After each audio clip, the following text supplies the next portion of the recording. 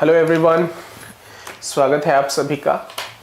आप देखिए, जब भी हम तमाम सारी चुनौतियों के बीच में कौन सी एक ऐसी चीज़ है जो हमको ताकत का एहसास कराती है, हमें हमारे अंदर उम्मीद भरती है, आशाएं जगाती है, या यूं कहें कि अगर कौन सी ऐसा चीज़ है, ऐसी टूल है हमारे पास जिसका इस्तेमाल करके हम अपने विकास को सुनिश्चित कर सकते हैं, अपनी डेवलपमेंट को इंश्योर कर सकते हैं। अगर इन सभी सवालों को अगर हम एक नाम देना चाहें कि साहब ऐसी क्या चीज़ है, तो हमको समझ में आएगा कि वो हमको आपको मिले हुए अधिकार हैं।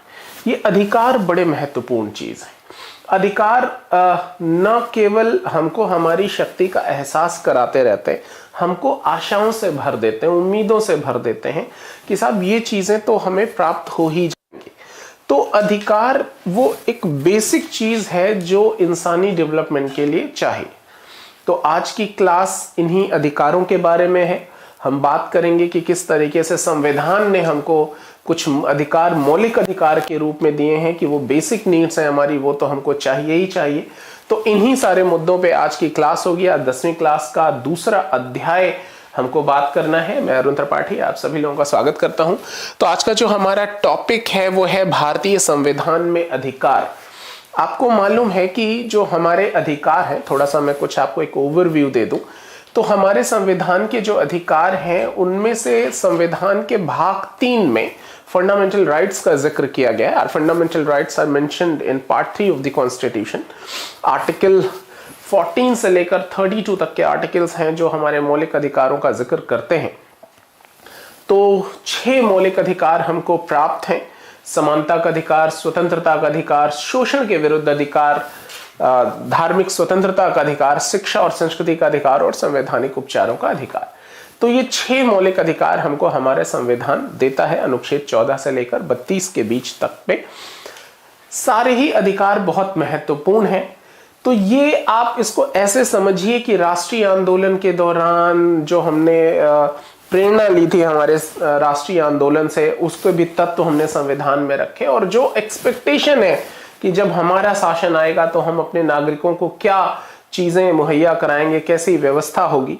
तो जो हमारी आकांक्षाएं हैं, जो हमारे विश है कि हमारा स्टेट हमको देगा, तो चाहे वो हमारे इंस्पिरेशन हो, आकांक्षाएं, वो सारी चीजें मिलके संविधान हमको प्रॉमिस करता है प्रियम्बल के माध्यम से कि साहब ये चीजें मिलनी चाहिए। तो उन सारे प्रोमिसेस में जितने प्रॉमिस फुलफिल कर दिए गए वो सारे के सारे मौलिक अधिकारों के रूप में हम देखते हैं।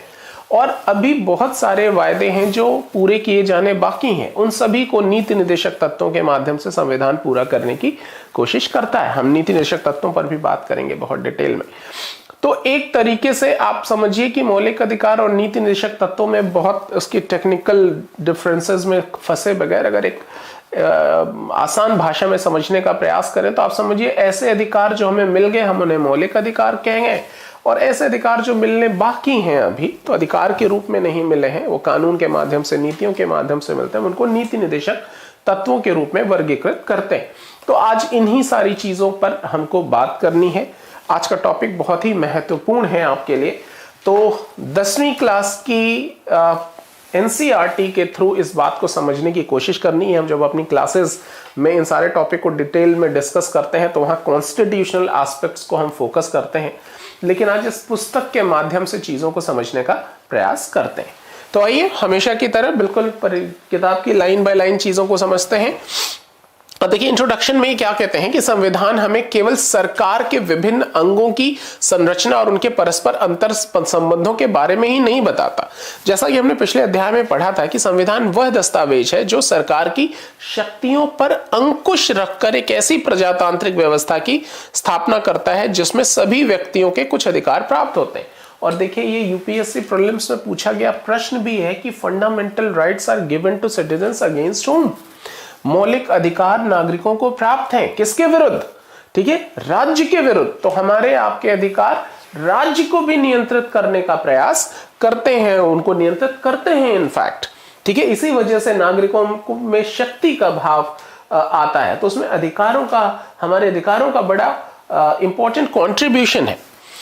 इस अध्याय में हम भारतीय संविधान में निहित मौलिक अधिकारों का अध्ययन करेंगे। संविधान के तीसरे भाग में मौलिक अधिकारों का वर्णन किया गया है। उसमें प्रत्येक मौलिक अधिकार के प्रयोग की सीमा का भी उल्लेख है, मतलब जो रीजनेबल रिस्ट्रिक्शन है अधिकारों पर, उस पर भी बात करनी है। बीते हुए 6 दशकों में अधिकारों का स्वरूप परिवर्तित भी हुआ है और कुछ विस्तृत भी। इस अध्याय में आपको निम्न बातों का ज्ञान होगा। क्या क्या ज्ञान होगा? भारतीय संविधान कौन कौन से मौलिक अधिकार प्रदान करता है। मेरे ख्याल से आप में से ज्यादातर को पता भी है, नहीं भी है तो हम अभी डिस्कस भी करेंगे। उन अधिकारों को कैसे सुरक्षित किया जाता है, उन अधिकारों की व्याख्या व सुरक्षा करने में न्यायपालिका की भूमिका रही है, और मौलिक अधिकारों तथा राज्य के नीति निर्देशक तत्वों में क्या अंतर है। तो ये कुछ पॉइंट्स हैं जो हमको अभी डिस्कस करने हैं। आइए अधिकारों के महत्व को समझ लेते हैं कि what is significance of these rights, क्या महत्व है इनका। तो यहां एक एग्जांपल है, मैं आपको ये शॉर्ट में ये कहानी बता दे रहा हूं कि 1982 में एशियाई खेलों से पहले निर्माण कार्य के लिए सरकार ने कुछ ठेकेदारों की सेवाएं ली। तो उन ठेकेदारों ने फ्लाईओवर और स्टेडियमों का निर्माण कराना था। इसके लिए ठेकेदार ने विभिन्न भागों में बड़ी संख्या में गरीब मिस्त्री और मजदूरों की भर्ती की। अभी क्या करते थे कि भर्ती करते थे, लेकिन जो न्यूनतम मजदूरी होती थी वो नहीं मजदूरों को देते थे।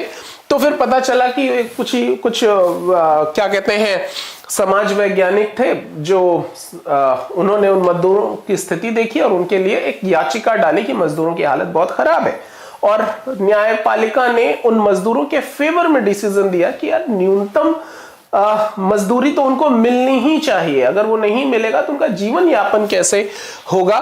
ये तो बिल्कुल बंधुआ मजदूरी जैसा ही है। और ये जो मौलिक अधिकार प्राप्त है कि शोषण के विरुद्ध अधिकार नागरिकों को प्राप्त है, आप पढ़ेंगे आर्टिकल 23 में यह है कि बंधुआ मजदूरी पे किसी से जबरदस्ती काम नहीं कराया जा सकता। तो वो सारी चीजें उसी के तहत इसको अपराध भी माना कोर्ट ने, और फिर बाद में उनको तयशुदा मजदूरी देने के प्रावधान किए गए। यहां दूसरा एग्जाम्पल है मचल लालुंग का। ये एक साहब थे, इनको 23 वर्ष की उम्र में गिरफ्तार किया गया। 23 वर्ष की उम्र में गिरफ्तार किया गया। बाद में उनकी अभी मुकदमा चलाया शुरू नहीं हुआ था इनके ऊपर, तो अभी इनको जेल में ही रखा जा रहा था, अपने मुकदमे का इंतजार करते। इसी बीच इनकी तबीयत खराब होती है, इनको हॉस्पिटल में एडमिट किया जाता है। फिर हॉस्पिटल में उनका इलाज चलता है। बाद में डॉक्टर्स ने कई चिट्ठियां भेजी, 1967 से लेकर 96 तक चिट्ठी भेजते रहे, अरे ठीक है ले जाओ मुकदमा चलाओ इसके ऊपर, लेकिन उन चिट्ठियों पर कोई ध्यान नहीं दिया गया। वो जेल में ही एक क्या कहते हैं एक बंदी के तौर पर वो वहां बने रहे, वहां पर न्यायिक हिरासत में पड़े रहे। बाद में जब मानवाधिकार कार्यकर्ताओं ने जेल की जांच की तो पता चला इनके बारे में, तो 2005 में इनको रिहा किया गया बिना मुकदमा चलाए।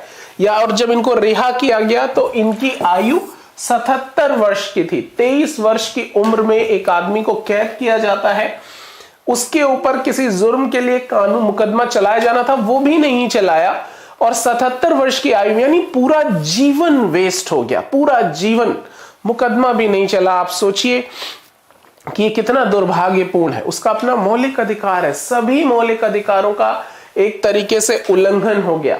तो ऐसे एग्जाम्पल, ऐसा नहीं है कि इन साहब का अकेला है ये जो मचल लालुंग साहब थे, ऐसे तमाम सारे और एग्जाम्पल हैं। अनफॉर्चुनेटली हम आप तो कल्पना भी नहीं कर सकते इस तरीके की सिचुएशन। तो निश्चित रूप से जो अधिकार हैं उनका अगर प्रभाव, उनका एग्जीक्यूशन में अगर किसी तरीके से दिक्कत है तो वो सारी चीजें बेईमानी है। तो यहां इस तरीके के नियम, इस तरीके की चीजों की व्यवस्था होनी बहुत जरूरी।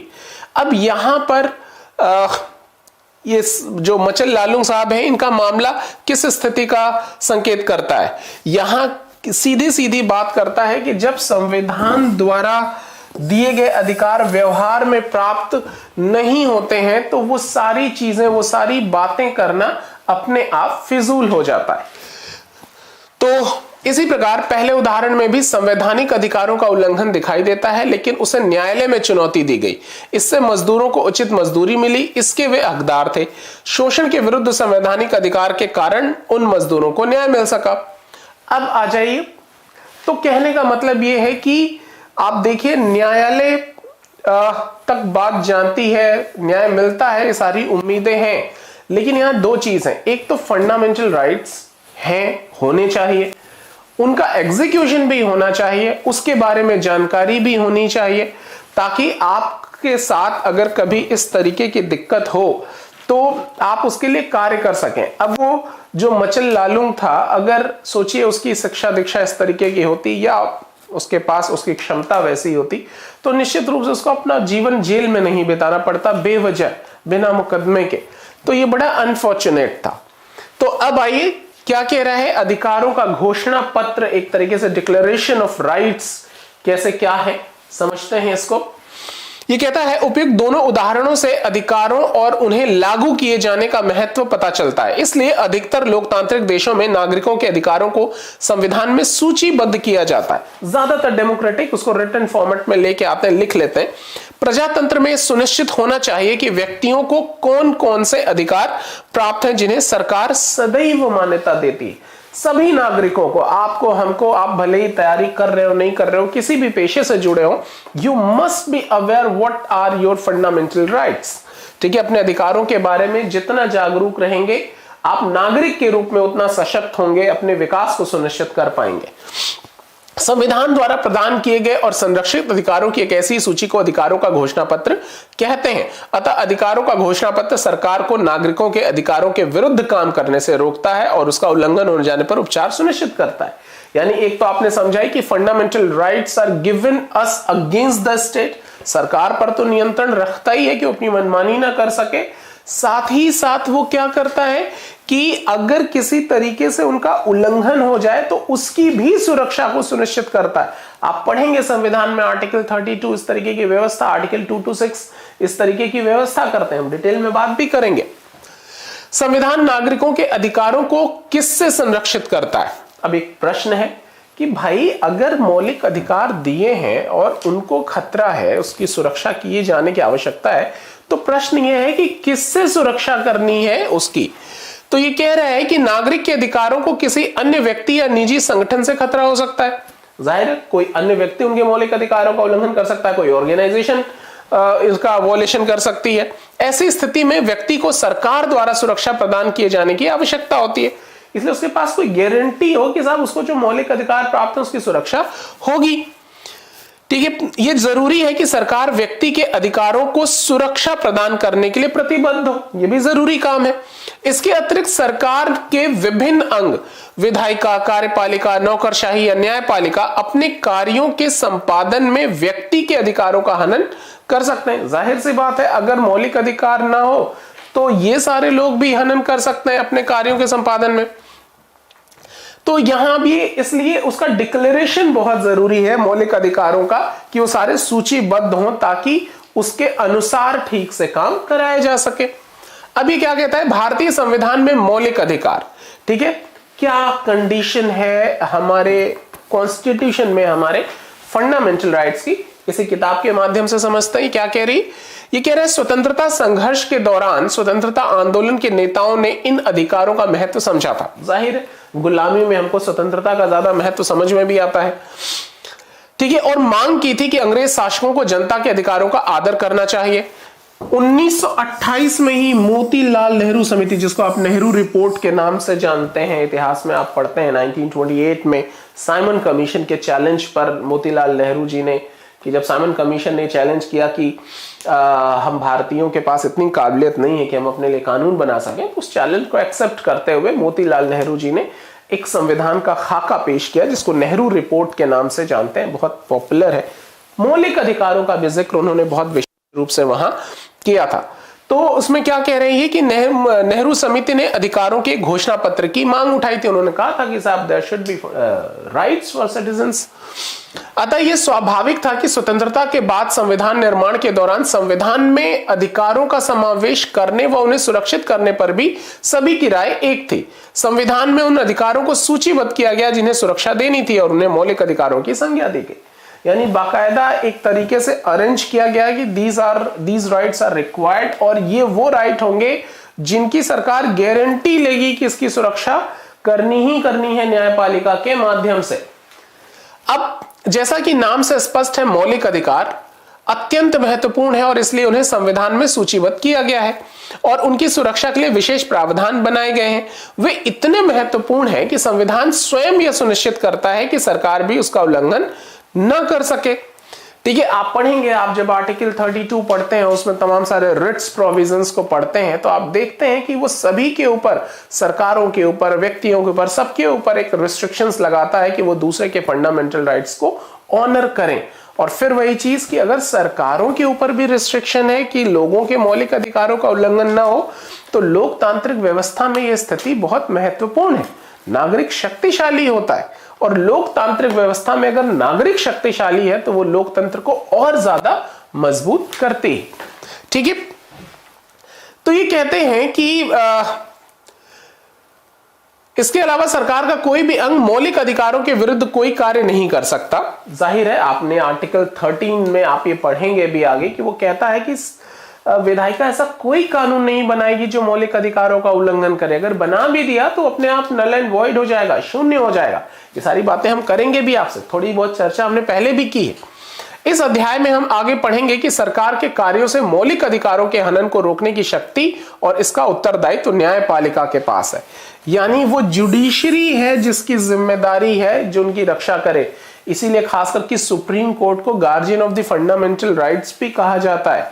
ठीक है, ये भी प्रश्न आपसे पूछा गया है कि मौलिक अधिकारों का संरक्षक किसको कहा जाता है? सुप्रीम कोर्ट को, हाई कोर्ट को भी कहा जाता है लेकिन सुप्रीम कोर्ट को ज्यादा। अच्छा, विधायिका या कार्यपालिका के किसी कार्य या निर्णय से यदि मौलिक अधिकारों का हनन होता है या उन पर अनुचित प्रतिबंध लगाया जाता है तो न्यायपालिका उसे अवैध घोषित कर सकती है। जैसे मैंने आपको बताया आर्टिकल 13 का एग्जांपल कि अगर कोई ऐसा काम हुआ किसी भी संस्थान के द्वारा, सरकारी संस्थान भी सही, कि वो किसी अन्य के मौलिक अधिकारों का उल्लंघन करती है, तो अन्य के मौलिक अधिकारों का उल्लंघन करती है तो वो अपने आप में क्या कहते हैं, वो ऐसा कोई कानून नहीं बनाएगी जो मौलिक अधिकारों का उल्लंघन करेगा। अगर ऐसा हुआ तो वो शून्य हो जाएगा, नल एंड वॉइड हो जाएगा। ठीक है, लेकिन इससे ये नहीं होता कि वो मौलिक अधिकार असीमित हैं, उनके ऊपर कोई अंकुश नहीं लगा हुआ है। सरकार मौलिक अधिकारों के प्रयोग पर औचित्यपूर्ण प्रतिबंध लगा सकती है, रीजनेबल रिस्ट्रिक्शंस।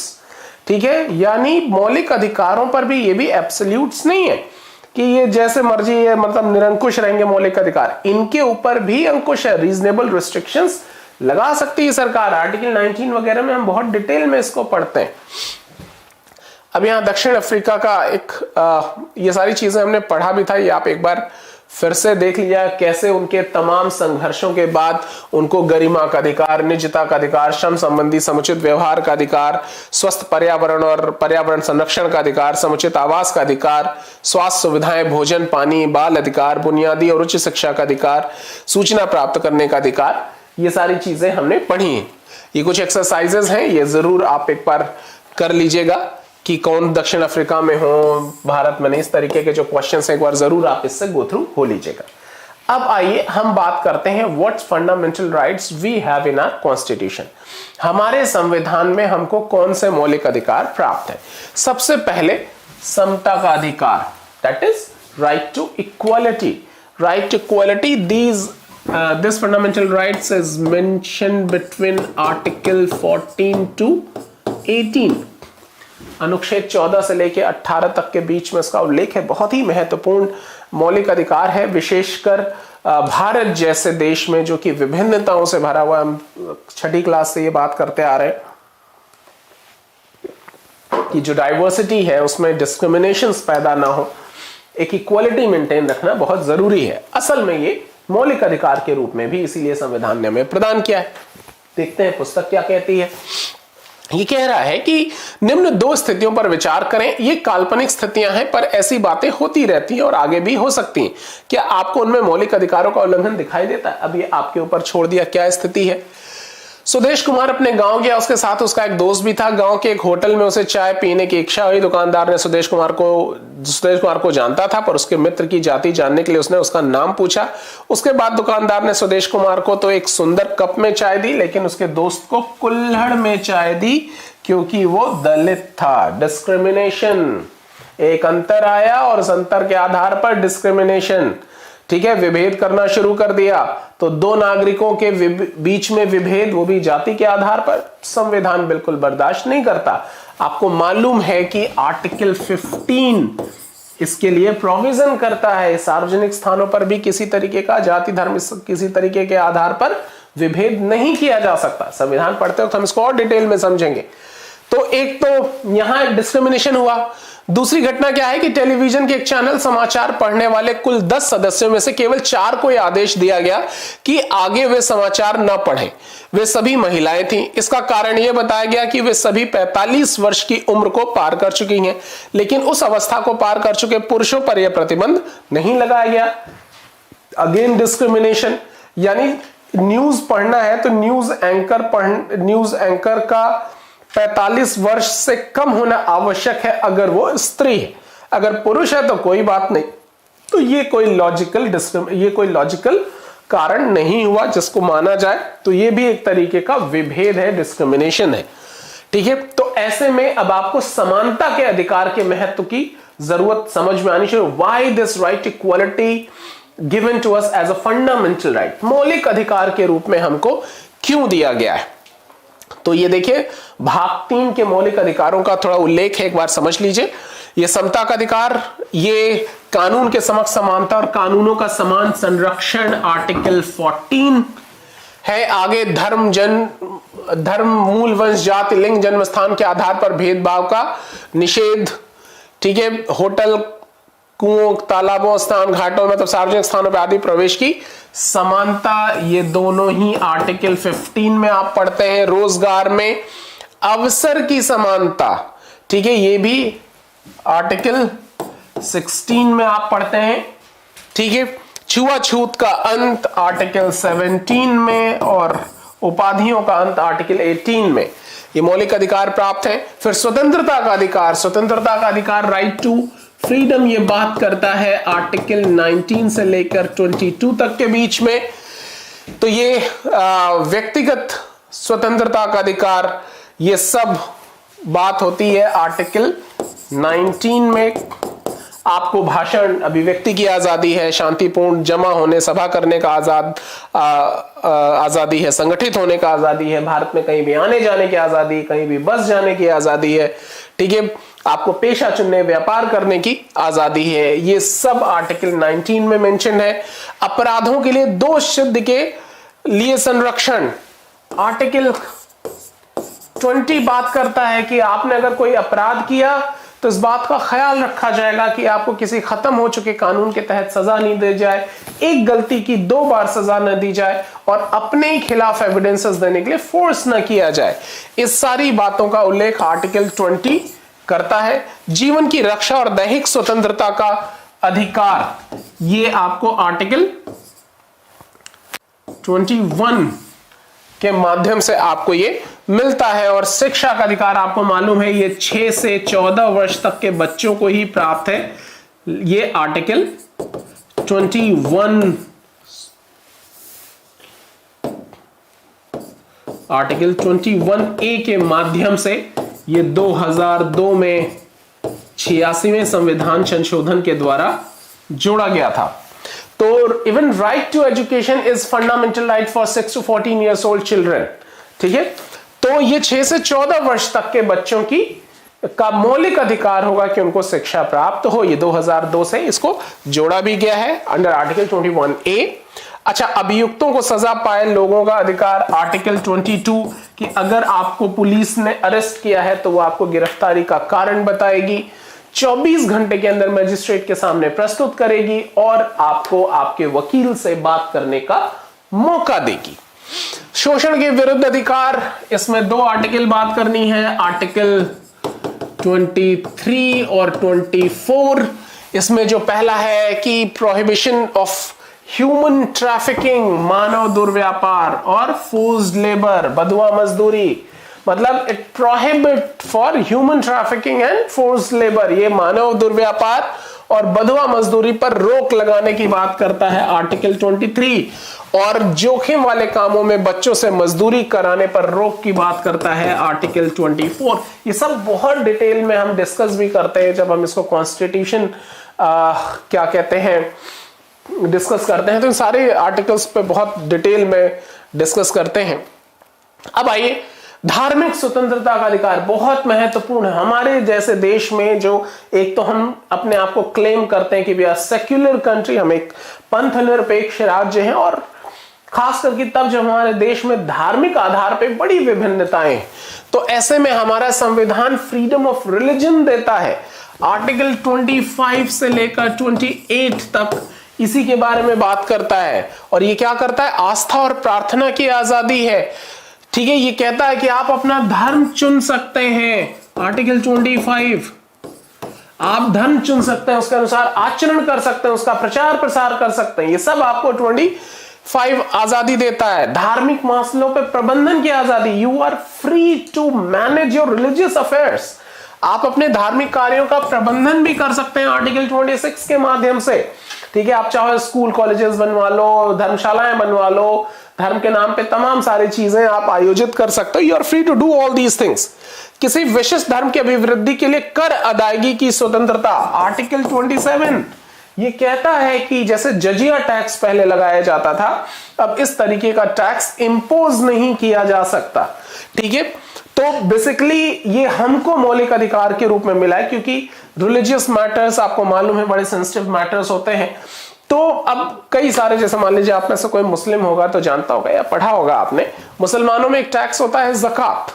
अब ज़कात, अब यहां ये कह रहा है कि आपको टैक्स देने के लिए फोर्स नहीं किया जा सकता, तो अब यहां आपकी आस्था है तो ये कहता है आस्था है तो दे दो, लेकिन अगर नहीं देना है तो मत दो, आपके ऊपर कोई मुकदमा नहीं कर सकता। यानी you are very much free to pay और not to pay these taxes, these religious taxes. आप दान पात्र में कुछ डाल रहे हो, आपकी मर्जी, आस्था है, श्रद्धा है, डाल दो, कोई दिक्कत नहीं, लेकिन बिना डाले चले आओगे तो पंडित जी पकड़ के आपको बिठा नहीं लेंगे कि आपको ये करना ही पड़ेगा। तो you are very much free to pay taxes और नॉट टू पे। ठीक है, तो आर्टिकल 27 आपको ये फ्रीडम देता है, और साथ ही कहता है कुछ शिक्षा संस्थाओं में धार्मिक शिक्षा या उपासना में उपस्थित होने की स्वतंत्रता। Article 28, you are very much free to participate in any kind of religious prayers और एजुकेशन। किसी भी तरीके की धार्मिक शिक्षा दी जा रही है या प्रार्थना की जा रही है, तो you are very much free to participate और नॉट टू पार्टिसिपेट। आपकी मर्जी है, आप सीखना चाहते हो, जानना चाहते हो, हिस्सा ले लो, नहीं जाना चाहते हो तो आपको कोई फोर्स नहीं कर सकता। सांस्कृतिक और शैक्षिक अधिकार, ये माइनॉरिटीज को ध्यान में रखकर बनाया गया है। आर्टिकल 29-30 ये कहता है कि अल्पसंख्यकों की भाषा, संस्कृति और संरक्षण का अधिकार है। ठीक है, यहां 3 चीजों के आधार पे माइनॉरिटीज को सिक्योर करता है कि minorities have a right to secure their language, culture and script. तो वो अपनी भाषा, संस्कृति, यहां लिपि भी है, ठीक है, स्क्रिप्ट, इनके संरक्षण के लिए वो काम कर सकते हैं। आर्टिकल 29 ये व्यवस्था करता है कि minorities have a right to secure their language, culture and script. वो अपनी भाषा, संस्कृति और लिपि की सुरक्षा के लिए प्रयास कर सकते हैं। इतना ही नहीं, अल्पसंख्यकों को शैक्षिक संस्थाएं स्थापित करने का अधिकार भी है। They are free to manage their these institutions.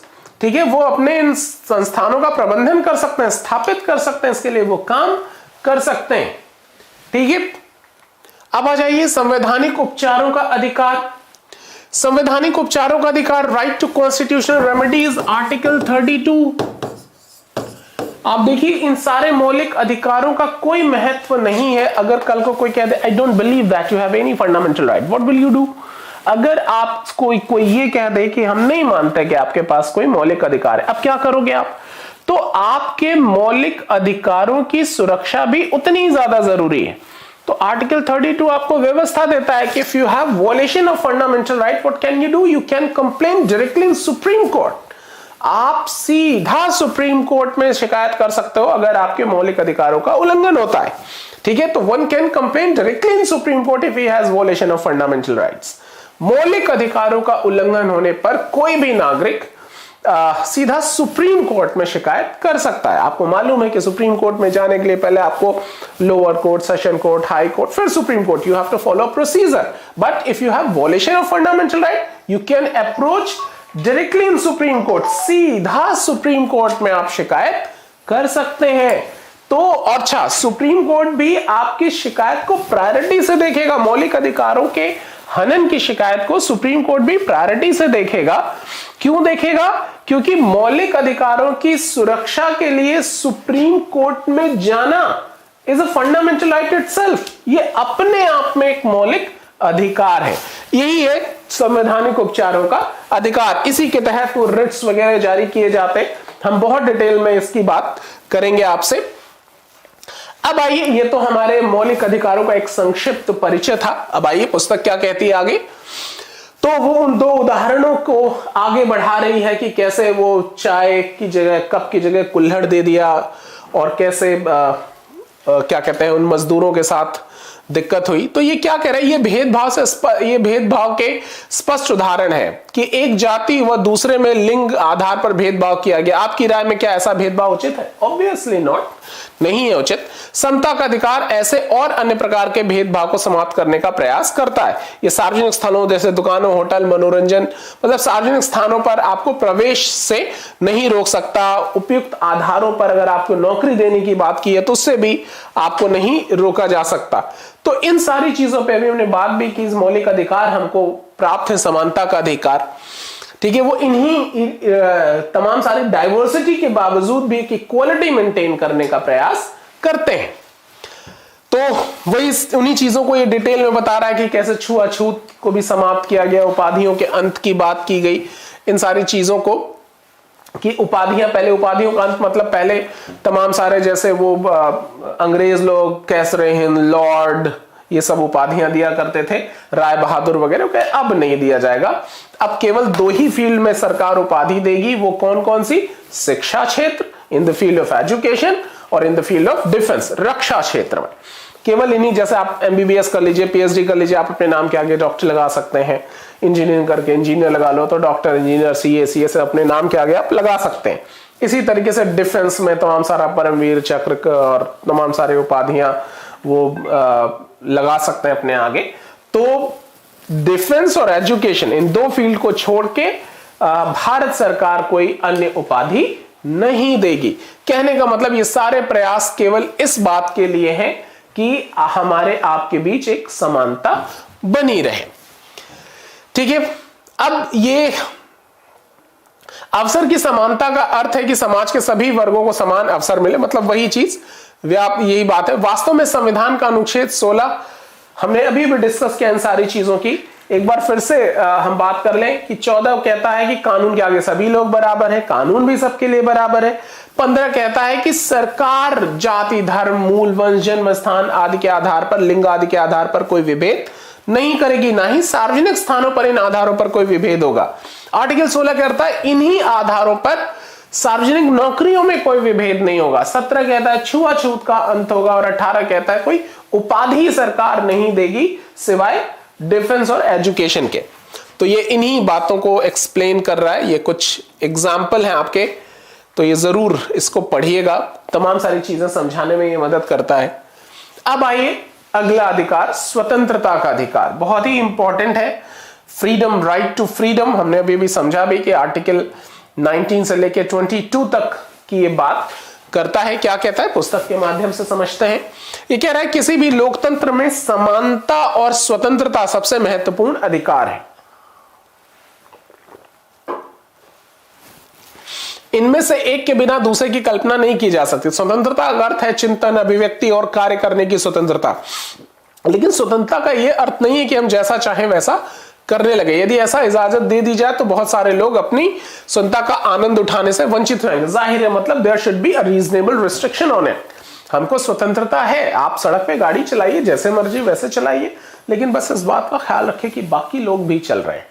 तो क्योंकि अगर आप ऐसा नहीं करेंगे तो तमाम सारे लोगों की स्वतंत्रताएं बाधित होंगी। तो यू आर फ्री, ठीक है, आप जो चाहे वो करते रहें, लेकिन दूसरे की स्वतंत्रता का सम्मान करते हुए आप ये स्वीकार करें कि और लोग भी हैं और उनकी भी अपनी स्वतंत्रता है, ठीक है। बस इतना सा काम कर लें तो कहीं कोई दिक्कत नहीं होगी। फिर ये आगे बता रहा है जीवन और व्यक्तिगत स्वतंत्रता का अधिकार।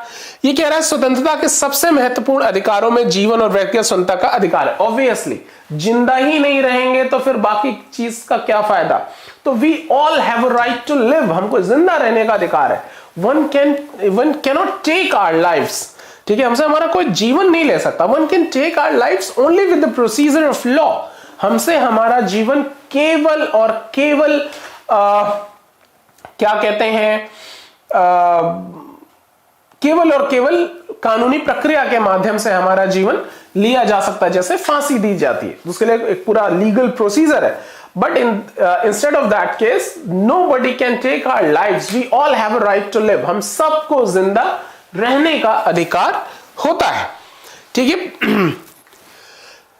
यहां इसके अलावा वो कह रहा है कि आपको गिरफ्तार किया गया है तो आपको अधिकार होगा कि आप अपने पसंदीदा वकील के माध्यम से अपना बचाव करने का अधिकार है। इसके अलावा पुलिस के लिए आवश्यक है कि वो आपको 24 घंटे के अंदर निकटतम न्यायाधीश के सामने पेश करे। न्यायाधीश इस बात का निर्णय करेगा कि गिरफ्तारी उचित है या नहीं। इस अधिकार द्वारा किसी व्यक्ति के जीवन को मनमाने ढंग से समाप्त करने के विरुद्ध की गारंटी नहीं मिलती, बल्कि इसका दायरा और भी व्यापक है।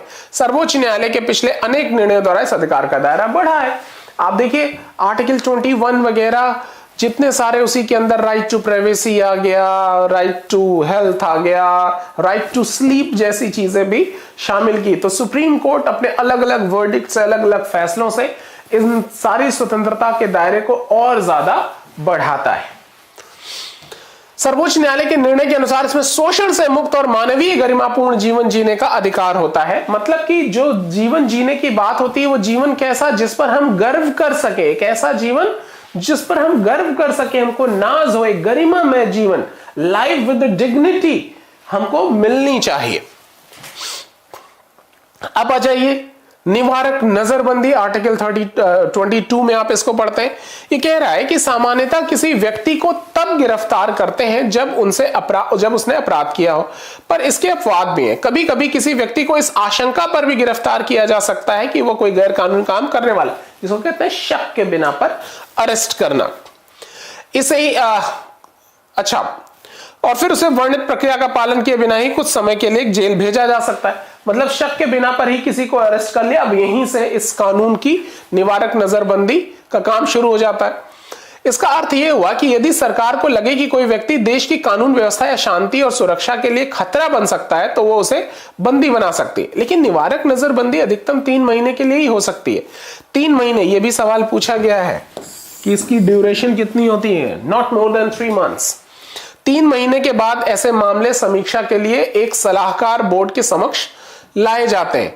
प्रत्यक्ष, इसी को प्रिवेंटिव डिटेंशन बोलते हैं अंग्रेजी में, ठीक है। प्रत्यक्ष रूप से निवारक नजरबंदी सरकार के हाथ में असामाजिक तत्वों, राष्ट्र विरोधी तत्वों से निपटने का एक हथियार है, लेकिन सरकार ने प्रायः इसका दुरुपयोग किया है। अनेक लोग ये मानते हैं कि इस कानून में कुछ ऐसे सुरक्षात्मक उपाय किए जाने चाहिए जिससे सामान्य नागरिकों के विरुद्ध अन्य किसी कारण से इसके दुरुपयोग को रोका जा सके। वास्तव में जीवन और व्यक्तिगत स्वतंत्रता के अधिकारों का निवारक नजरबंदी के प्रावधान में परस्पर विरोधाभास है।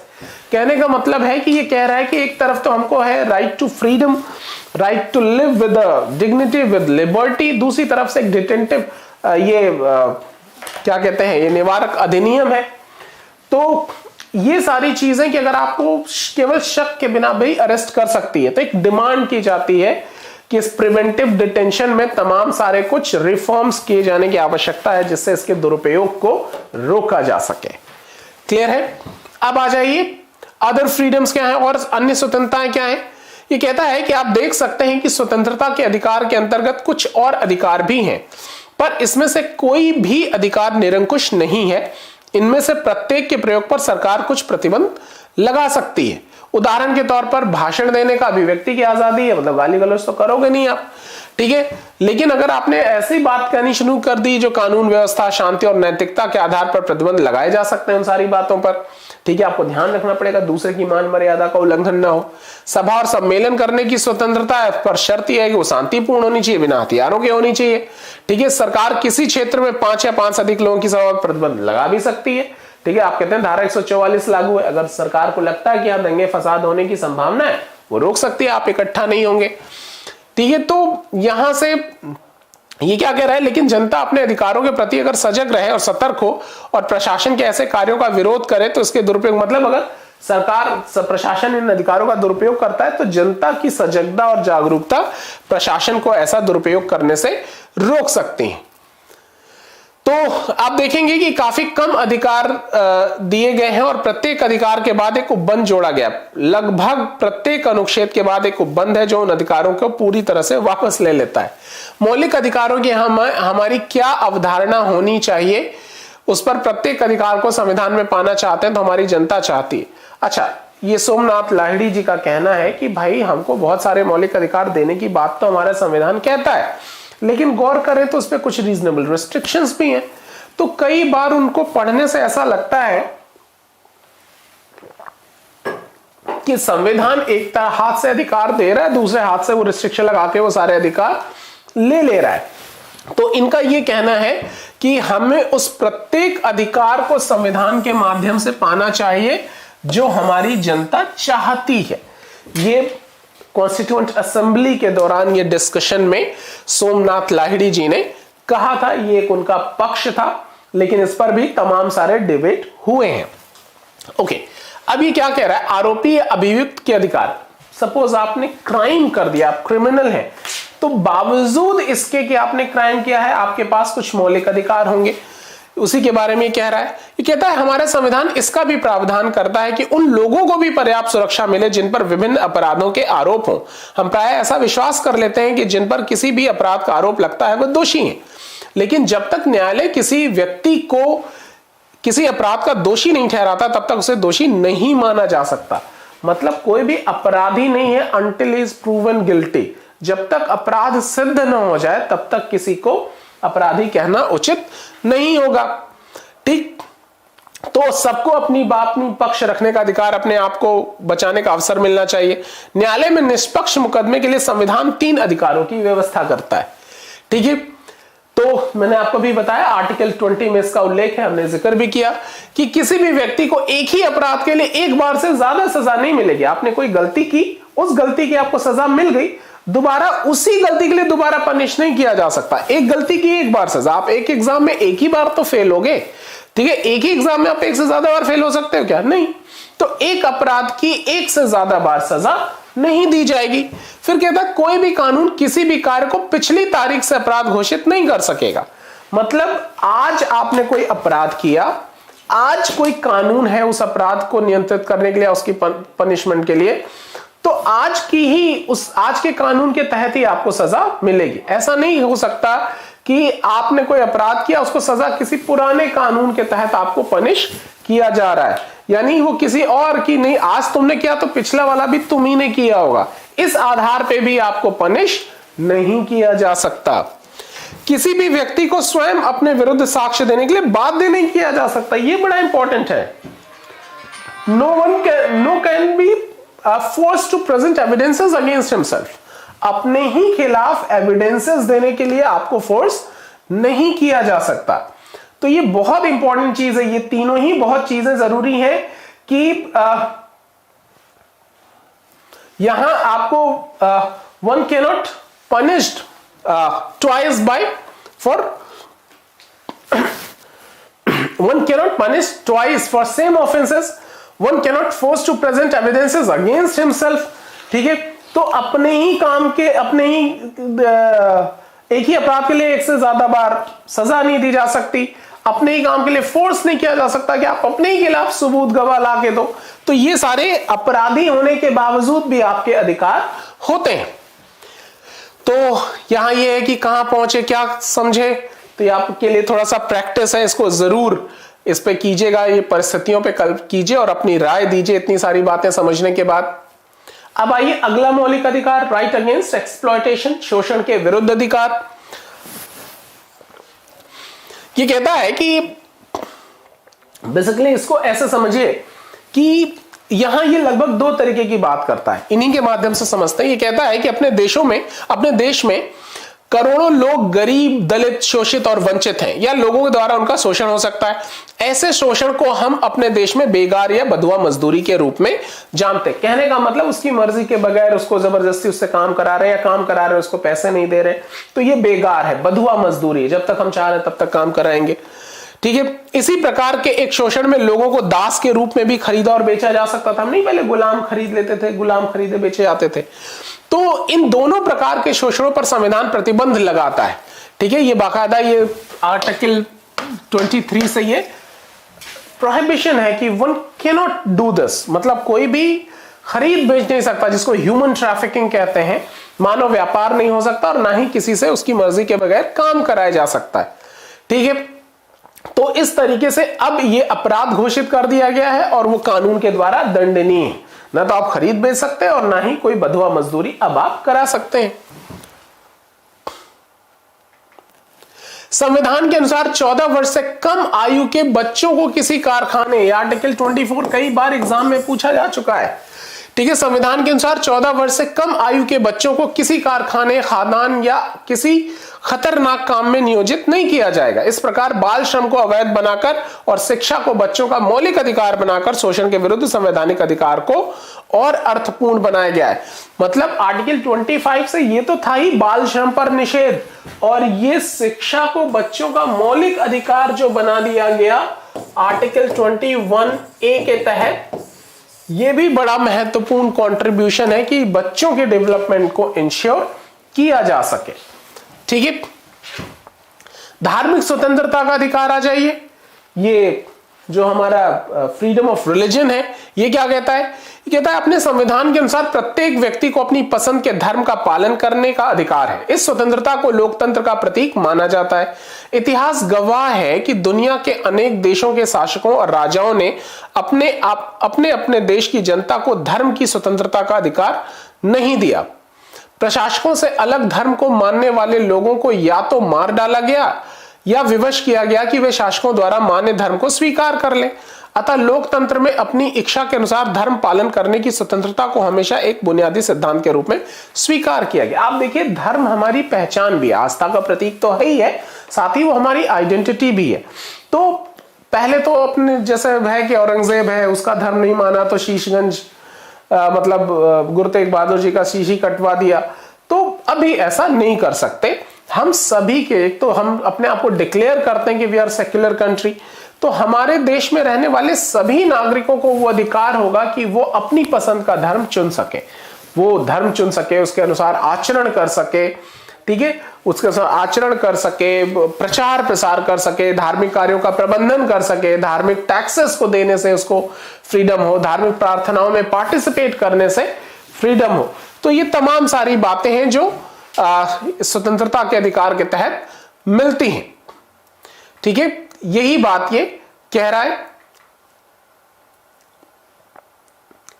ठीक है। यहां चूंकि धार्मिक मामले बड़े सेंसिटिव मामले होते हैं, तो अगर सरकारें इस पे सीधे प्रतिबंध लगाती हैं तो तमाम सारे विरोध होने शुरू हो जाते हैं। तो यही बात यहां ये कह रहा है कि किसी भी धार्मिक समुदाय के कुछ क्रियाकलापों सरकार नियंत्रण लगाती है तो समुदाय के लोग ये महसूस करते हैं कि वह उसके धर्म में हस्तक्षेप है। एक अन्य कारण से भी धार्मिक स्वतंत्रता राजनीतिक विवाद का विषय बन जाती है। संविधान के सभी को अपने धर्म का प्रचार करने की स्वतंत्रता दी है। इसमें लोगों को धर्म से दूसरे धर्म में परिवर्तन करने के लिए मानने का अधिकार भी शामिल है, लेकिन कुछ लोग धर्म परिवर्तन का विरोध करते हैं। उनका मानना है कि धर्मांतरण भय या लालच के आधार पर कराए जाते हैं। संविधान की जबरन धर्म परिवर्तन की इजाजत नहीं देता, वो हमें केवल अपने धर्म के बारे में सूचनाएं प्रसारित करने का अधिकार देता है, जिससे हम दूसरों के अपने धर्म की ओर आकर्षित कर सके। यहाँ अच्छी बात क्या है कि हमको धर्म चुनने का अधिकार है। आप अपने धर्म के बारे में बताइए, अगर अगला प्रभावित हो गया तो स्वीकार करेगा, ये उसका भी अधिकार है। लेकिन इसका मतलब ये नहीं कि इस अधिकार का फायदा उठाने के लिए आप उसको डराइए, धमकाइए या किसी तरीके का लालच दीजिए। तो इसको जबरन धर्म परिवर्तन कहा जाता है, इसका समर्थन संविधान नहीं करता। तो यहां सवाल ये है कि अगर आप फैक्ट्स के आधार पर डिस्कस करेंगे तो आप ज्यादा बढ़िया तथ्य जो हैं, जो वहां अवेलेबल हैं, जो मोटिव है, उनको समझते हुए डिस्कस करेंगे। और खास करके अगर उसको संविधान के कॉन्टेक्स्ट में समझेंगे तो आपके पास ज्यादा अच्छे डिस्कशन होंगे। मैं कई सारे लोगों के कमेंट्स भी देख रहा हूं, वो हिजाब होना चाहिए नहीं होना चाहिए, कोई पक्ष में कोई विपक्ष में। तो यहाँ ये खैर ये बहुत अच्छा है, ये आप ही विचार कीजिए। सूचनाएं अभी तो चीजें चल रही हैं, बहुत सारी स्थितियां अपने आप स्पष्ट हो जाएंगी, लेकिन आपको संविधान को समझने की आवश्यकता है कि संविधान का क्या नजरिया है, कॉन्स्टिट्यूशन कैसे देखता है, what is constitutions point of view, वो कैसे देखता है धार्मिक स्थिति को। और फिर कर्नाटक की घटना को देखिए, कौन सही कौन गलत क्या, तो आप ज्यादा अच्छा मूल्यांकन कर सकते हैं।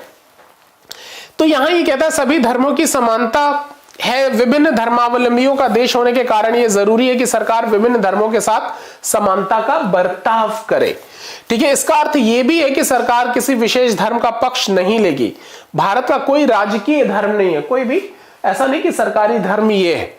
भारत के राष्ट्रपति, प्रधानमंत्री, न्यायाधीश या अन्य किसी सार्वजनिक पद पर कार्य करने के लिए हमें किसी धर्म विशेष का सदस्य होना जरूरी नहीं है। समानता के अधिकार के अंतर्गत भी हमने देखा कि सभी नागरिकों को इस बात की गारंटी दी गई है कि सरकारी नौकरियों में नियुक्ति के संबंध में सरकार धर्म के आधार पर भेदभाव नहीं करेगी। आर्टिकल 15 में आप ये 16 में आप ये समझते हैं। राज्य द्वारा संचालित शैक्षणिक संस्थाओं में ना तो किसी धर्म का प्रचार प्रसार किया जाएगा, ना ही कोई धार्मिक शिक्षा दी जाएगी, और ना ही उनके में प्रवेश के लिए किसी धर्म को वरीयता दी जाएगी। इन प्रावधानों से धर्मनिरपेक्षता के जीवन को बल मिलता है। ये सारी बातें ये बातें बताने के लिए पर्याप्त हैं कि we are secular country. Secular country मतलब there is state has no religion. Bharat में राज्य का कोई धर्म नहीं होगा, मतलब there will be equal opportunity for all, सभी के लिए समान अवसर होगा।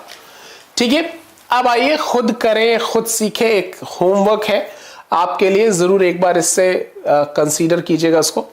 अब आइए जो हमारा अगला अधिकार है, शिक्षा और संस्कृति का अधिकार है, right to education and culture. ये basically this right is given to minorities, ये अल्पसंख्यकों को ध्यान में रखकर ये बनाया गया है। एक बार पढ़ते हैं किताब क्या कहती है। ये कह रहा है कि जब हम भारतीय समाज की बात करते हैं तो हमारे मन में विविधता की छवि उभरती है। भारतीय समाज कोई समरूप समाज नहीं है, मतलब एक जैसा नहीं है, यहाँ डाइवर्सिटी है यहाँ पर, वरन उसमें काफी विविधता है। ऐसी विविधता भरे समाज में कुछ समुदाय छोटे और कुछ बड़े होते हैं। ऑब्वियसली कोई अल्पसंख्यक है, कोई बहुसंख्यक है। क्या ऐसी स्थिति में अल्पसंख्यक समुदाय को बहुसंख्यक समुदाय की संस्कृति स्वीकार करनी पड़ेगी? क्या अगर ऐसा रहेगा तो माइनॉरिटीज बाउंड होंगे to accept the culture of majority? ऐसा करेंगे तो ये तो ठीक नहीं होगा। अब हमारा संविधान मानता है कि विविधता हमारे समाज की मजबूती है, अतः अल्पसंख्यकों का अपनी संस्कृति को बनाए रखने का अधिकार भी एक मौलिक अधिकार है। ठीक है, ये उसी बात को यहां एक्सप्लेन कर रहे हैं सरदार हुकुम सिंह जी के कमेंट्स को। ये सारे कोट्स जरूर आपको पढ़ने चाहिए। किसी समुदाय को केवल धर्म के आधार पर ही नहीं बल्कि भाषा और संस्कृति के आधार पर भी अल्पसंख्यक माना जाता है। हमारे संविधान में तो अल्पसंख्यक परिभाषित ही नहीं है। हम कॉन्स्टिट्यूशन पढ़ते वक्त ये डिस्कस भी करेंगे कि the word minority is not defined in our constitution. संविधान में अल्पसंख्यक शब्द का कोई उल्लेख नहीं है। तो अल्पसंख्यक निर्धारित किस आधार पे होंगे? निर्धारित करते हुए रिलीजन कैन बी ऑप्शन। धर्म के आधार पर किसी समुदाय को अल्पसंख्यक घोषित किया जा सकता है, लेकिन जब फंडामेंटल राइट्स की बात करते हैं तो ये यहां आप पढ़ेंगे कि वो वहां कहता है कि भाषा, संस्कृति और लिपि, इनकी सुरक्षा की वो बात करता है। तो यहां इसको ये समझाने की कोशिश कर रही है किताब कि किसी समुदाय को केवल धर्म के आधार पर ही नहीं बल्कि भाषा और संस्कृति के आधार पर भी अल्पसंख्यक माना जाता है। अल्पसंख्यक वो समूह है जिनकी अपनी एक भाषा या धर्म होता है और देश के किसी एक भाग में या पूरे देश में संख्या के आधार पर वे किसी अन्य समूह से छोटा है। ऐसे अल्पसंख्यक समूहों को अपनी भाषा, लिपि और संस्कृति को सुरक्षित रखने और उसका विकसित करने का अधिकार है। जाहिर है, आप देखिए अगर कोई भी संख्या में कम है तो उसको लगता है कि नहीं साहब हमारी संस्कृति, हमारे बाद हमारी संस्कृति विरासत का क्या होगा। ये डर तो सभी में होता है, आइडेंटिटी का सवाल है। तो अगर कोई भी समुदाय किसी भी वजह से डरा हुआ है तो क्या वो विकास प्रक्रिया में भागीदारी करेगा? नहीं करेगा। तो यहां संविधान उनको ये प्रॉमिस करता है कि नहीं, आपको डरने की क्या जरूरत है, हम आपको अधिकार देते हैं, आप अपनी भाषा, संस्कृति, लिपि की सुरक्षा के लिए प्रयास करो। तो आर्टिकल 2930 के माध्यम से ये शिक्षा और संस्कृति के रूप में फंडामेंटल राइट्स अवेलेबल है कि वो शिक्षण संस्थान खोल लें, उसके प्रबंधन को भी वो कर सकते हैं। और फिर फाइनली आता है संवैधानिक उपचारों का अधिकार। तो ये कहते हैं कि इस बात से हर कोई सहमत होगा कि हमारे संविधान में मौलिक अधिकारों की सूची बड़ी आकर्षक है। जाहिर है जितने भी फंडामेंटल राइट्स हैं वो सारे बड़े अट्रैक्टिव हैं, देख के लगता है कि यार ये तो कमाल के मौलिक अधिकार हैं। लेकिन अधिकारों की विस्तृत सूची देना ही काफी नहीं है, कोई ऐसा तरीका होना चाहिए जिससे उन्हें व्यवहार में लाया जा सके और उल्लंघन होने पर अधिकारों की रक्षा की जा सके। संवैधानिक उपचारों का अधिकार वह साधन है जिसके द्वारा ऐसा किया जा सकता है। डॉक्टर अंबेडकर ने इस अधिकार को संविधान की हृदय और आत्मा की संज्ञा दी गई है। कई बार ये अलग अलग एग्जाम में ये फैक्ट पूछा गया है।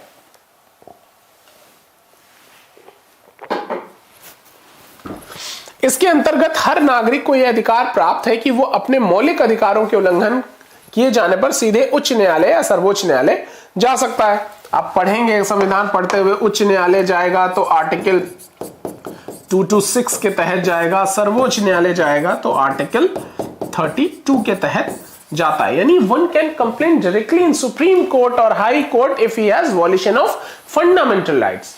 मौलिक अधिकारों का उल्लंघन करने पर कोई भी सुप्रीम कोर्ट या हाई कोर्ट पर शिकायत कर सकता है। ठीक है।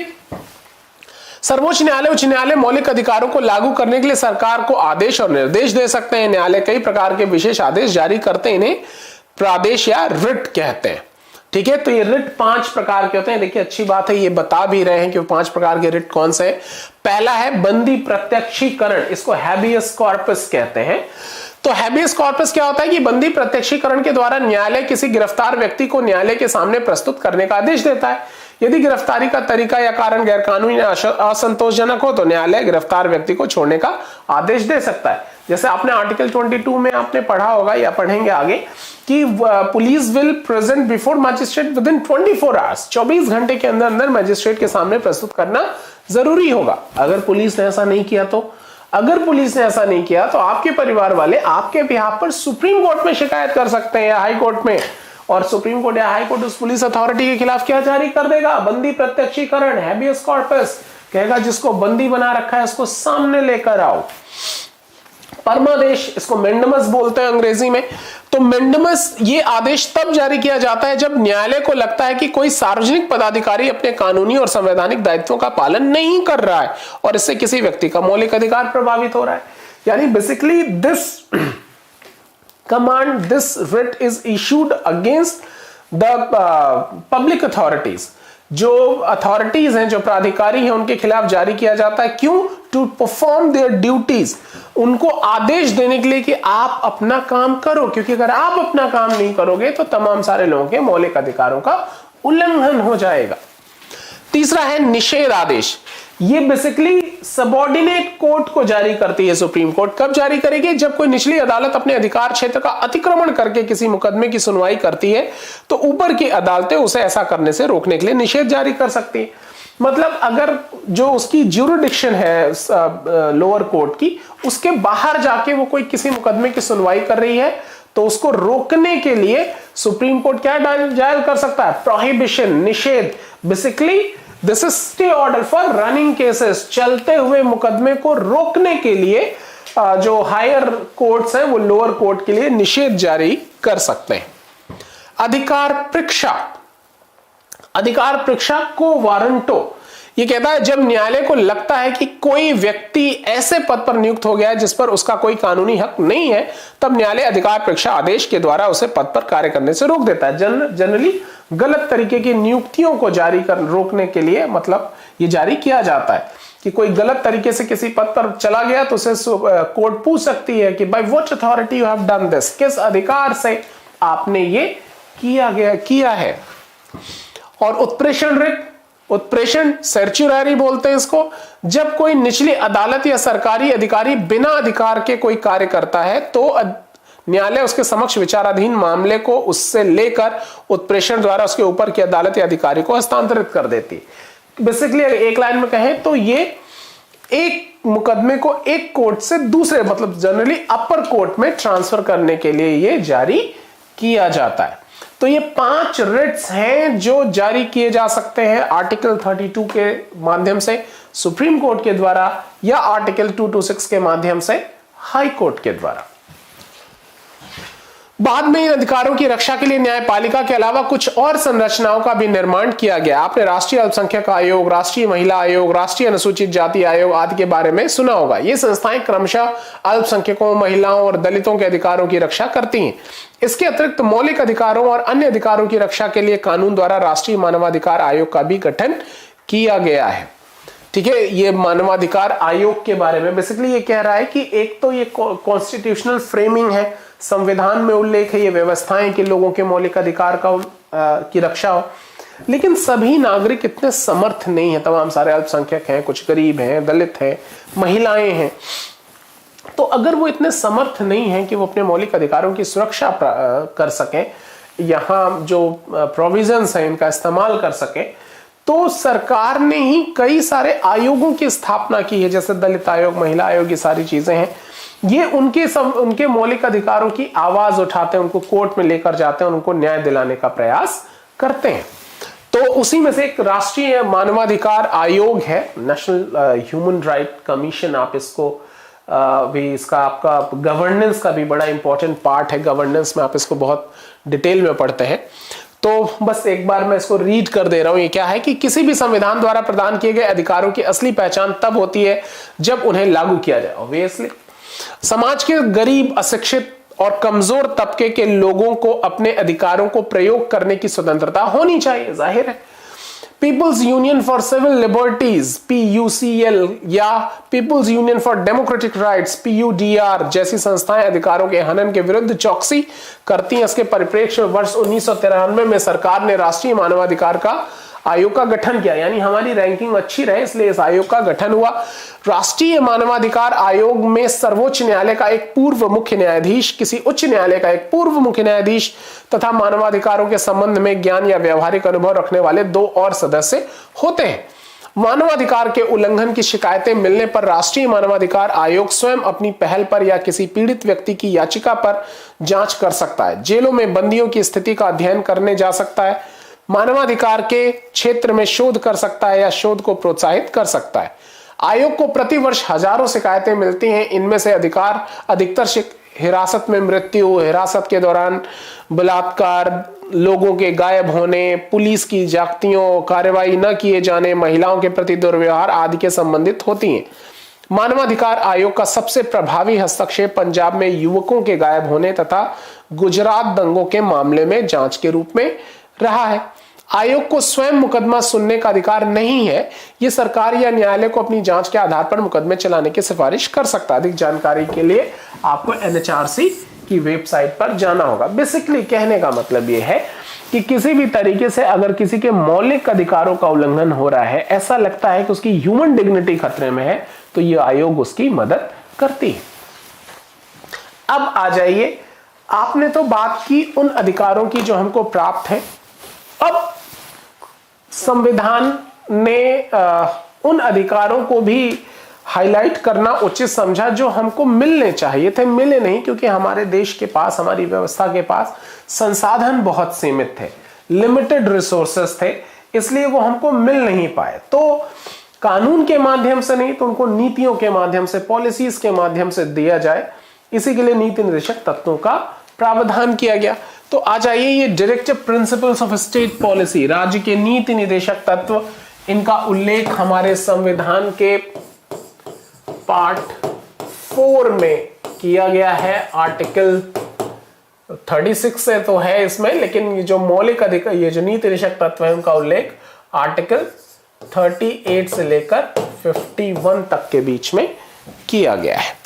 ठीक है, तो ये क्या कहते हैं, समझ लेते हैं। संविधान निर्माताओं को पता था कि स्वतंत्र भारत को अनेक चुनौतियों का सामना करना पड़ेगा। इसमें सभी नागरिकों में समानता लाना और सबका कल्याण करना सबसे बड़ी चुनौती थी, जाहिर है।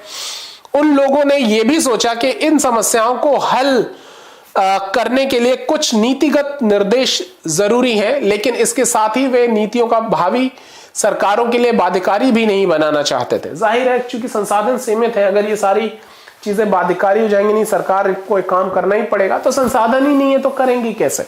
तो बाध्यकारी भी नहीं बनाना चाहते थे। संविधान में कुछ निर्देशक तत्वों का समावेश तो किया गया, लेकिन उन्हें न्यायालय के माध्यम से लागू करवाने की व्यवस्था नहीं की गई।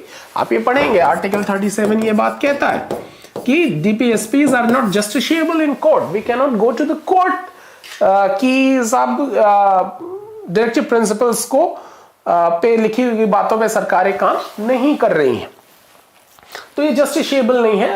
ना करने के पीछे कारण भी ये था कि वी हैव लिमिटेड रिसोर्सेस, तो हम ये मतलब बहुत गारंटी के साथ नहीं कह सकते कि we are capable to fulfil all these promises. ठीक है, तो जो हमने ये मौलिक अधिकार, जो हमने नीति निषेध तत्वों के माध्यम से जो निर्देश देता है संविधान राज्यों को, स्टेट्स को, सरकारों को कि आपको ये काम करने चाहिए, तो ये जस्टिशिएबल नहीं है। ठीक है, वो इसीलिए क्योंकि संसाधन हमारे सीमित है। इसका अर्थ ये हुआ कि यदि सरकार किसी निर्देश को लागू नहीं करती तो हम न्यायालय में जाकर ये मांग नहीं कर सकते उसे लागू कराने के लिए न्यायालय सरकार को आदेश दे। ठीक है, वही चीज, इसलिए कहा जाता है कि नीति निषेध तत्व वाद योग्य नहीं है। अर्थ यह है कि यह संविधान का एक हिस्सा है जिसे न्यायपालिका द्वारा लागू नहीं कराया जा सकता। संविधान निर्माताओं का मानना था कि इस निर्देशक तत्वों के पीछे जो नैतिक शक्ति है वो सरकार को बाध्य करेगी कि सरकार नीति निषेध तत्वों को गंभीरता से ले। नैतिक शक्ति क्या है कि we live in a democratic state, हम ही जनता चुनते हैं कि कौन हमारा शासक होगा।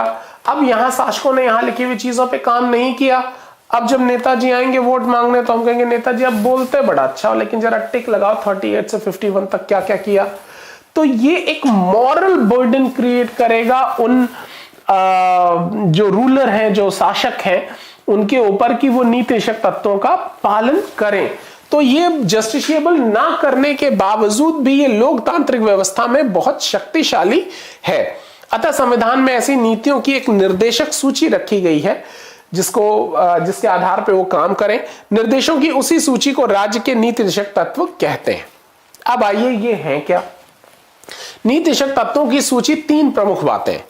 ये वे लक्ष्य और उद्देश्य जो एक समाज के रूप में हमें स्वीकार करने चाहिए, मतलब हमको इसको एक मोटिव के तौर पे भी देखना है जो हमको सोसाइटी की जरूरत है।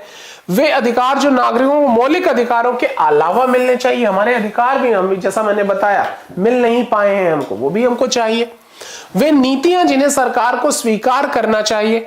नीति निर्देशक तत्वों को देखने और आपको संविधान निर्माताओं की भारत की कल्पना का आभास होगा। अगर आप इनको पढ़ेंगे तो आपको ये पता लगेगा कि जो हमारे कॉन्स्टिट्यूशन मेकर्स थे उनका क्या विजन था भारत को लेकर।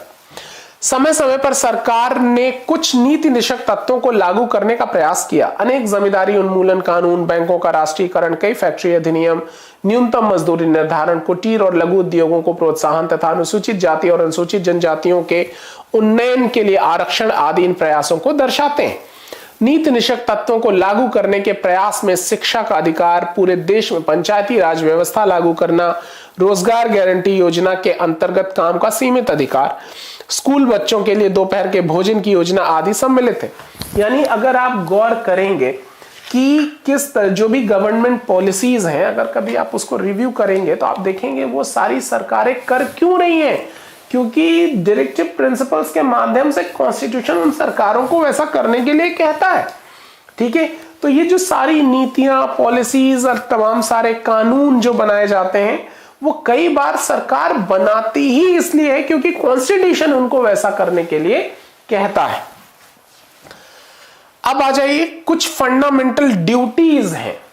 तो फंडामेंटल ड्यूटीज मौलिक कर्तव्य भी हैं हमारे। तो फंडामेंटल ड्यूटीज मौलिक कर्तव्य, देखिए fundamental duties were not in our constitution from the beginning, these were added in our constitution in 1976 by 42nd amendment with the recommendation of Swaran Singh committee. मतलब शुरुआत से ही हमारे संविधान में शामिल नहीं थे, शुरुआत से हमारे संविधान में शामिल नहीं थे। इनको बाद में जोड़ा गया 1976 में 42वें संविधान संशोधन के द्वारा स्वर्ण सिंह समिति के सिफारिश पर। इन नीति निर्देशक तत्वों का जिक्र हमारे संविधान के पार्ट 4A में है अंडर आर्टिकल 51A। क्या कहता है, एक बार पुस्तक के माध्यम से समझ लेते हैं। वर्ष 1976 में संविधान का 42वां संविधान संशोधन किया गया। अन्य प्रावधानों के अलावा संशोधन में संविधान में नागरिकों के मौलिक कर्तव्यों की एक सूची का समावेश किया गया, जिसमें कुल 10 कर्तव्यों का उल्लेख किया गया था। लेकिन इन्हें लागू करने के संबंध में संविधान मौन है, मतलब ये भी जस्टिशिएबल नहीं है। तो परंतु ये ध्यान देने की बात है कि मौलिक कर्तव्यों के अनुपालन के आधार पर उनकी शर्त पर हमें मौलिक अधिकार नहीं देता।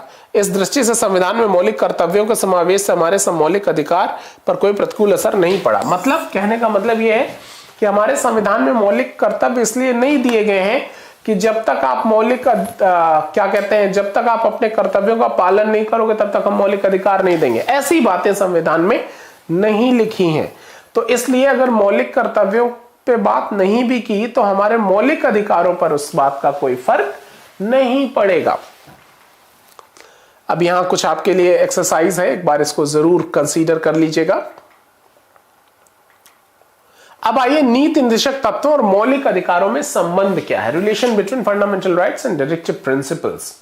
तो ये क्या है, इसको थोड़ा सा समझते हैं। मौलिक अधिकारों और नीति निर्देशक तत्वों को एक दूसरे के पूरक के रूप में देखा जा सकता है। जहां मौलिक अधिकार सरकार के कुछ कार्यों पर प्रतिबंध लगाते हैं, वहीं नीति निर्देशक तत्व उसे उन कुछ कार्यों को करने की प्रेरणा देते हैं।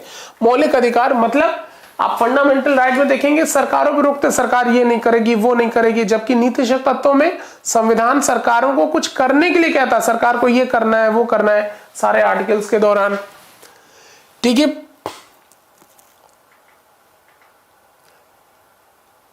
ये सारी चीज मौलिक कर्तव्यों का एग्जाम्पल है। अब ये देखिए कि ये एक तौर से व्यक्ति अधिकारों को मतलब मुख्य रूप से क्या करते हैं, व्यक्ति के अधिकारों को संरक्षित करते हैं, पर नीति निर्देशक तत्व पूरे समाज के हित की बात करते हैं ना। Fundamental rights are responsible to secure the rights of individual, मतलब वो एक व्यक्ति के अधिकारों को सुरक्षित करने का प्रयास करता है, जबकि नीति निर्देशक तत्व क्या करता है, वो कोशिश करता है to secure the benefits of society, वो जो समाज है उनके हित को, उनके लाभ को सुनिश्चित करने का प्रयास करता है। लेकिन कभी कभी जब सरकार नीति निर्देशक तत्वों को लागू करने का प्रयास करती है तो वो नागरिकों के मौलिक अधिकारों से टकरा सकते हैं। यह समस्या तब पैदा हुई जब सरकार ने जमींदारी उन्मूलन को कानून बनाने का फैसला किया। इसका विरोध आपको मालूम है कि right to property was our fundamental right, it was removed in 1978 by 44th amendment. तो बट व्हेन फंडामेंटल, जब ये मौलिक अधिकार था हमारा संपत्ति का अधिकार और सरकार जमींदारों से उनकी जमीनों को ले रही थी, तो उन सब जमींदारों ने क्या कहा कि this is violation of our fundamental rights, right to property is our fundamental right, मौलिक अधिकार है हमारा और ये तो मौलिक अधिकारों का उल्लंघन है। तो जो नीति निर्देशक तत्वों में एक समानता की बात की जा रही थी, उसको लागू कराने के चक्कर में मौलिक अधिकारों का उल्लंघन हो रहा था। तो फिर क्या हुआ, तो अधिक हनन होता है, लेकिन फिर भी यह सोचकर कि सामाजिक आवश्यकताएं व्यक्तिगत हित से ऊपर है, सरकार ने नीति निर्देशक तत्वों को लागू कराने के लिए संविधान संशोधन किया। जाहिर है कि जब सोसाइटी के बेनिफिट की बात आएगी तो इंडिविजुअल बेनिफिट्स को सैक्रिफाइस किया ही जाना चाहिए, और यही वजह है कि फिर 44वां संविधान संशोधन किया जाता है 1978 में, and right to property was removed from the list of fundamental right, मौलिक अधिकार की सूची से बाहर कर दिया जाता है। तो क्या राइट टू प्रॉपर्टी हमारा फंडामेंटल राइट अब हमारा राइट नहीं है? तो right to property is our right under which article 300A। अब now this is legal right, अब वो हमारा कानूनी अधिकार है अनुच्छेद 300A के तहत। ठीक है, तो इसे एक लंबी कानूनी लड़ाई शुरू हुई, कार्यपालिका और न्यायपालिका ने इस पर परस्पर विरोधी दृष्टिकोण अपनाया। बाद में नीति निर्देशक तत्वों को लागू करने के लिए मौलिक अधिकारों पर प्रतिबंध लगाए जा सकते हैं। इसके पीछे यह धारणा थी कि लोक कल्याण के मार्ग में अधिकार बाधक हैं। दूसरी ओर न्यायालय ने यह मान्यता थी कि मौलिक अधिकार इतने महत्वपूर्ण और पावन है कि नीति निर्देशक तत्वों को लागू करने के लिए भी उन्हें प्रतिबंधित नहीं किया जा सकता। यह सारा संपत्ति के अधिकार के बारे में कुछ डिटेल है, एक बार इसको जरूर पढ़िएगा। मैंने जो जानकारी दी वही है कि बेसिकली इसको 44वें संविधान संशोधन के द्वारा हटा दिया गया। पहले ये हमारा फंडामेंटल राइट था, now this is our legal right under article 300A। 300A के तहत अब ये हमारा कानूनी अधिकार बना दिया गया। तो इससे मतलब ये कि फंडामेंटल राइट ठीक है कि मौलिक की नीति निर्देशक तत्व, उसने जटिल वाद विवाद को जन्म दिया। वह संविधान के संशोधन से संबंधित था। सरकार का मत था कि संसद संविधान के किसी भी अंश या प्रावधान में संशोधन कर सकती है। न्यायपालिका का कहना था कि संसद कोई ऐसा संशोधन नहीं कर सकती जो मौलिक अधिकारों का उल्लंघन करता हो। यह विवाद सर्वोच्च न्यायालय द्वारा केशवानंद भारती मुकदमे में दिए गए एक महत्वपूर्ण निर्णय से समाप्त हुआ। इसमें निर्णय देते हुए न्यायालय ने यह कहा कि संविधान की कुछ मूल ढांचागत विशेषताएं हैं और संसद उनमें कोई परिवर्तन नहीं कर सकती। इससे हम 9वें अध्याय संविधान एक जीवन दस्तावेज पर, मतलब आखिरी अध्याय में, इसको हम और डिटेल में पढ़ेंगे भी। तो ये कुछ एक्सरसाइजेस हैं, एक बार जरूर इसको कर लीजिएगा। तो बेसिकली ये क्या कहानी थी कि मौलिक अधिकारों और नीति निषेध तत्वों के जब झगड़े की बात आई तो ये हुआ कि कई लोग कहते थे नहीं साहब सामाजिक हित जरूरी है, लेकिन सुप्रीम कोर्ट ने कई सारे मुकदमों का नहीं साहब फंडामेंटल राइट बहुत पावन है, वो हमको मिलने ही चाहिए। तो जब नीति अच्छा इसमें परिवर्तन किया जा सकता है, तो यहां पे सुप्रीम कोर्ट ने फाइनली एक 1973 में एक आया था केशवानंद भारती, 1973 में कि केशवानंद भारती केस आया, उसमें सुप्रीम कोर्ट ने निर्णय दिया कि ठीक है supreme parliament has authority to change the constitution, वो संविधान में संशोधन कर सकते हैं। आर्टिकल 368 उसकी स्वतंत्रता देता है, उसकी अधिकार देता है संसद को, लेकिन उस अधिकार के बावजूद भी उस बात का ख्याल रखना पड़ेगा कि कुछ बेसिक एलिमेंट्स हैं, जो मूल तत्व हैं, ठीक है, जो मूल ढांचागत विशेषताएं हैं, उनसे समझौता नहीं करेगा। ठीक है, यानी basic structure should not be violated.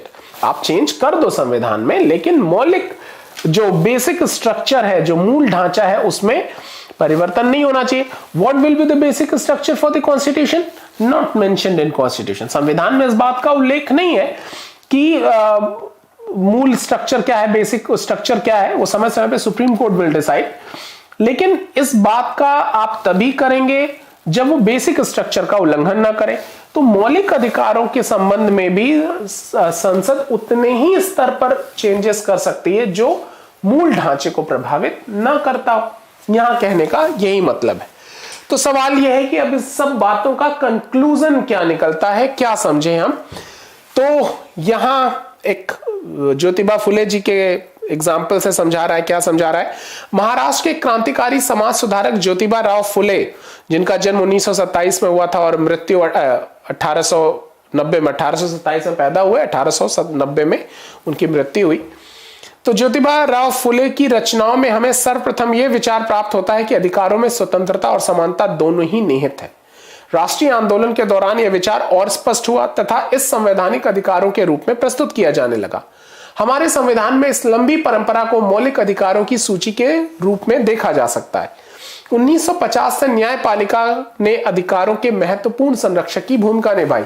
यह सवाल भी पूछा गया है, मैंने आपको बताया भी है कि जो जुडिशरी है उसको guardian, basically supreme court, high court को guardian of the fundamental right कहा जाता है। न्यायिक व्याख्याओं ने अनेक अधिकारों के क्षेत्र में विस्तृत कर दिया, जैसे आर्टिकल 21 का हमने एग्जाम्पल दिया। हमारी सरकार और प्रशासन इसी परिप्रेक्ष्य में काम करते हैं, इसी कॉन्टेक्स्ट में जो ये सारे बातें हैं, इसी संदर्भ में हमारे प्रशासन भी काम करता है।